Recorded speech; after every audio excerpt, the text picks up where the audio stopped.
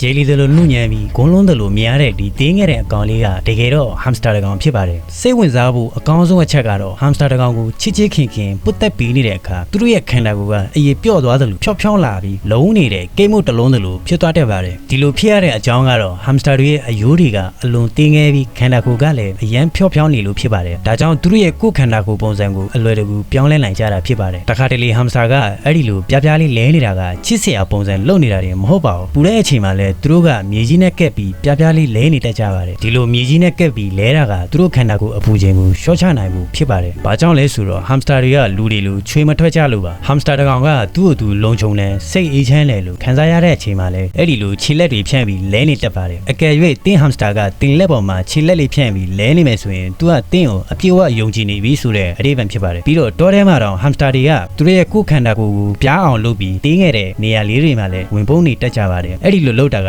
ရန်သူတွေရဲ့အနေကနေလွတ်မြောက်နိုင်မှုဖြစ်ပါတယ်မိတ်ဆွေလည်းဟမ်စတာဝယ်ခြင်းနဲ့မွေးခြင်းနဲ့ဆိုရင်ကျွန်တော်စီစိတ်ချလက်ချဝယ်ယူအားပေးနိုင်ပါတယ်အရင်ဆုံးကျွန်တော် Facebook page ကိုလာပြီး follow လေးလုပ်ပြီးကျွန်တော်စာလေးပို့လိုက်ပါနော်ကျွန်တော်အမြန်ဆုံးစာလေးပြန်ပေးပါမယ်နော် Facebook မှာတွေ့ကြစို့ Thanks for watching